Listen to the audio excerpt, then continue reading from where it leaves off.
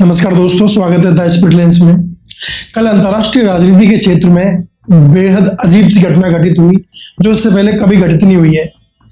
अमेरिकी white house में Ukraine के राष्ट्रपति जेलेंस्की और अमेरिका के राष्ट्रपति डोनाल्ड ट्रंप के बीच एक तरह का रियलिटी टीवी शो दिखाई दिया, बिग बॉस को मात देते हुए। What do you mean? I'm talking about the kind of diplomacy that's going to end the destruction of your country. Yes, but if you... Mr. President, with respect, I think it's disrespectful for you to come to the Oval Office and try to litigate this in front of the American media. Right now, you guys are going around and forcing conscripts to the front lines because you have manpower problems.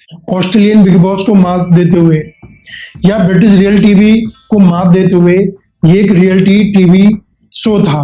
एक बार के लिए तो ऐसा लगने लगा जैसे Trump पूरी कोशिश कर रहे हैं पुतिन के पक्ष में डील करने के लिए, और ऐसा लगने लगा जैसे कोई अमेरिकी राष्ट्रपति नहीं बल्कि पुतिन का एजेंट यूक्रेन के राष्ट्रपति जेलेंस्की से कोई आर्गुमेंट कर रहा हो। और इसको लेके इंटरनेट पे कई सारे मीम्स भी आ गए। ये डिप्लोमेटिक लेवल की जो कॉन्फ्रेंस मीडिया के सामने चलाई गई, दरअसल ये कमरों के पीछे होती है, कैमरों के पीछे होती है। लोग गुप्त रूप से इन मीटिंग्स को करते हैं, इन आर्गुमेंट्स और बार्गेनिंग्स को करते हैं। लेकिन ये पहली बार हमने देखा कि अमेरिका जैसा राष्ट्र मीडिया के सामने खुले तौर पे यूक्रेन के साथ बैठ के निगोशिएट कर रहा है, यूक्रेन वॉर, रशिया के वॉर को निगोशिएट कर रहा है। इसके क्या मायने हैं? डोनाल्ड ट्रंप ऐसा क्यों कर रहे थे? यूक्रेन के राष्ट्रपति क्यों नहीं झुके? इसकी क्या पृष्ठभूमि है? इस वीडियो में समझने की कोशिश करते हैं।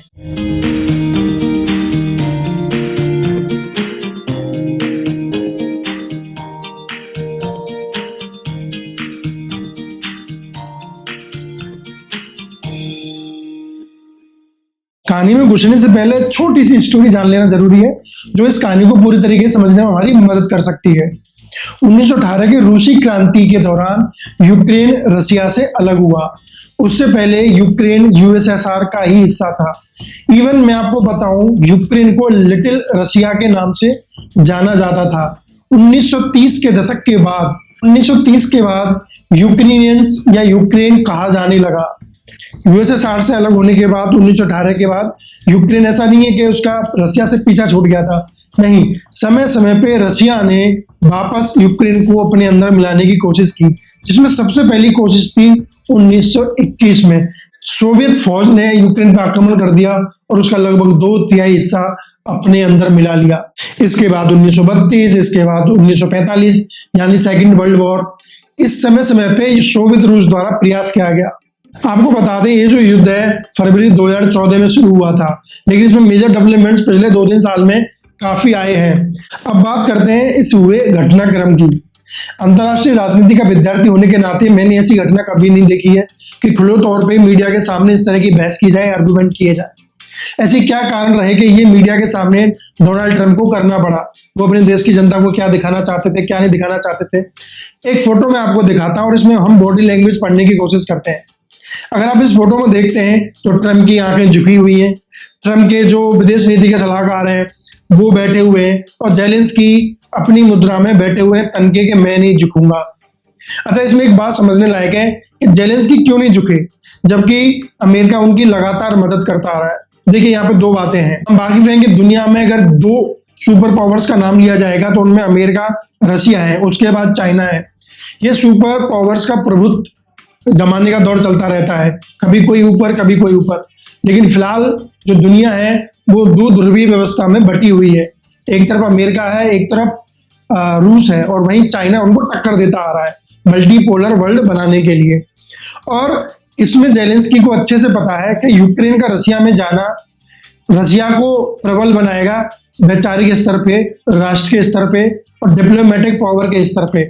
और अमेरिका ना चाहते हुए भी उसको जेलेंस्की अच्छे लगे, उसको जेलेंस्की बुरे लगे, लेकिन वो उनकी मजबूरी है कि वो यूक्रेन की मदद करें, क्योंकि दुनिया का दादा, दुनिया का सुपर पावर बनने के लिए आपको उन लोगों की मदद भी करनी पड़ती है जिनको आप पसंद नहीं करते हैं, जिनकी शर्तें भी आपको गलत माननी पड़ती हैं, क्योंकि आप सुपर पावर बने रहना चाहते हैं और दुनिया के तमाम देशों को आप एक मैसेज देना चाहते हैं कि हमसे बड़ा कोई नहीं है, हमारी मदद के बिना कुछ नहीं हो सकता है, हम जो कहेंगे वो होगा। तो जेलेंस्की को भी कहीं ना कहीं ये बात मालूम है, और जेलेंस्की के साथ ये घटना घटित होने के बाद कई राष्ट्रों, फ्रांस, पुर्तगाल, नीदरलैंड, स्विट्जरलैंड के देशों के राष्ट्रपतियों ने कहा कि हम तुम्हें सपोर्ट देते हैं, तुम्हारे साथ हैं, और हम लास्टिंग पीस के लिए कोई समझौता करने के पक्षधर हैं, जो कि जेलेंस्की बार बार ट्रंप से कह रहे थे। ट्रंप और जेलेंस्की की वार्ता में जो 2-3 वजह बनी आर्गुमेंट की, हीट आर्गुमेंट की, जिसके कारण जो शेड्यूल्ड लंच था उसको किए बिना जेलेंस्की निकल गए अमेरिका से बाहर। और उसके बाद जेलेंस्की जो है thank you thank you thank you thank you thank you के बहुत सारे ट्वीट्स किए हैं, क्योंकि डोनाल्ड ट्रंप ने कहा था जेलेंस्की को, you are not thankful to Americans because they have paid money to you. और उन्होंने बाइडेन को स्टूपिड प्रेसिडेंट भी कहा इस कॉन्वर्सेशन के दौरान। Ex president of America Biden, उनको स्टूपिड भी कह दिया है डोनाल्ड ट्रंप ने। गौरतलब है कि इस मीटिंग में यूक्रेन और अमेरिका के बीच मिनरल्स को लेकर एक डील होने वाली थी, जो कि अनसाइंड रह गई, उसमें भी कोई वार्ता नहीं हुई, उसको भी साइन नहीं किया गया है, वो डील भी पीछे रही। डोनाल्ड ट्रंप ने जेलेंस्की से कहा, जो सबसे बड़ा हिट का मुद्दा बना कि आप नहीं होते हमें ये बताने वाले कि हम क्या फील कर रहे हैं, you are nobody to tell us कि हम क्या फील कर रहे हैं, और ना ही तुम हमें कुछ फील करवा सकते हो। You are not in any position, you have no cards. आपको रसिया 3 सप्ताह में 2 सप्ताह में मिटा के रख देगा विदाउट आवर सपोर्ट। और जेलेंस्की ने यहां से बोला था कि जब युद्ध शुरू हुआ था तो बोला गया था कि हमको 2 दिन में 3 दिन में मिटा दिया जाएगा। तो ये भी एक हीटेड आर्गुमेंट के कारण बने। अंतरराष्ट्रीय राजनीति का नेचर बदल रहा है, स्वरूप बदल रहा है। जो चीजें कमरे के अंदर होती थी, कैमरे से छुपकर की जाती थी, अब वो बाहर की जा रही है। इसके क्या रिप्लिकेशंस होंगे आने वाले टाइम में, वो तो समय ही बताएगा। मेरा एक प्रश्न है कि युद्ध तो मोदी जी ने रुकवा दिया था। भक्तों को कई बार कहते सुना है कि मोदी जी ने यूक्रेन और रशिया का युद्ध रुकवा दिया, तो फिर ये किस युद्ध को रोकने की प्रयास किए जा रहे हैं, किस युद्ध की बात चल रही है? उत्तर दे दीजिएगा कमेंट बॉक्स में। ऐसा घटनाक्रम अंतरराष्ट्रीय राजनीति में फिर से ना हो। कूटनीतिक बातें कमरे के पीछे हो तो ज्यादा फ्रूटफुल होती हैं, अगर कैमरे के सामने होती हैं तो उनमें तनातनी होने की पूरी गुंजाइश होती है, क्योंकि कोई भी अपने राष्ट्राध्यक्ष होते हैं, उनके ऊपर एक जिम्मेदारी होती है कि वो छोटे ना दिखें, कमजोर ना दिखें, आत्मसम्मान से कॉम्प्रोमाइज करते हुए ना दिखें। तो जो आर्गुमेंट बड़ी शालीनता से किया जा सकता था कमरे के अंदर, वो कमरे के बाहर एक हीटेड आर्गुमेंट में बदल सकता है कैमरे के सामने, अगर डिप्लोमेसी की बात की जाएगी तो। डिप्लोमेसी के अध्याय जो भी IR इंटरनेशनल रिलेशंस में पढ़ाए जाते हैं, उसमें ये एक नया चैप्टर ऐड हो गया है। ये मान के चलिए आपको ये चैप्टर आने वाले समय में पढ़ना पड़ेगा। नमस्कार।